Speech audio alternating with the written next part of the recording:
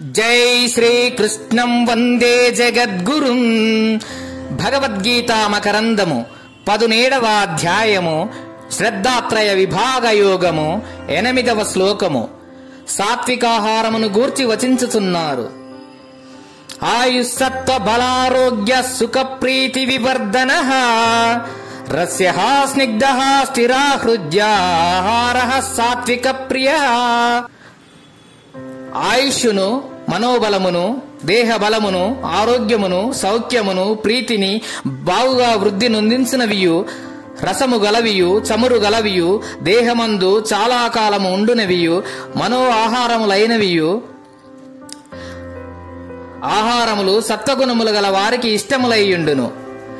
జనులయందు సత్వగుణము అభివృద్ధి నొందినప్పుడు ఎట్టి ఆహారము వారికి రుచించునని భావము. అనగా కారముతోనూ పులుపుతోనూ కూడినదియు, రాజసికమైనదియు లేక తామసికమైనదియు అగు ఆహారము వారికెన్నడును ప్రీతికరము కానేరదు.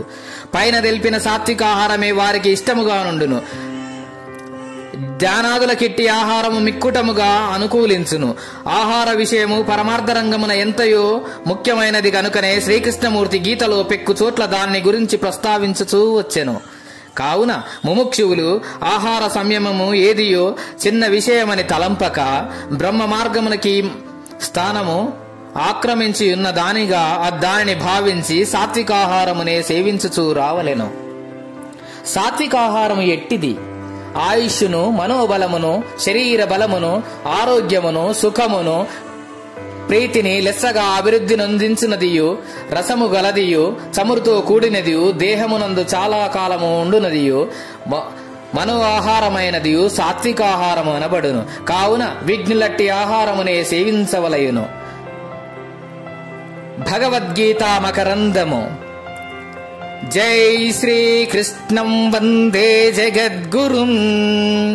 గీతాచార్యులు.